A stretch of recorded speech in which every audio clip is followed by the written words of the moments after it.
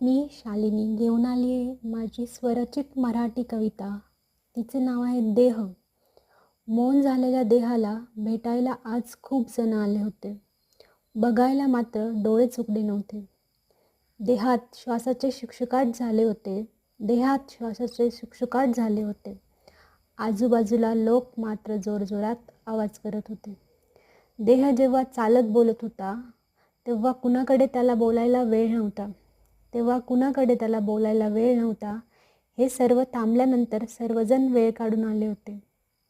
आत्मा देहत असताना आवाज दिला तरी तांब्याभर पाणी पाजायला कुणी येत नव्हते.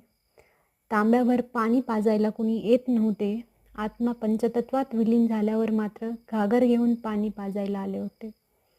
केवळ पाणी पाजायलाच नाही तर सर्वजण अंघोळही घालत होते. ते मागूनही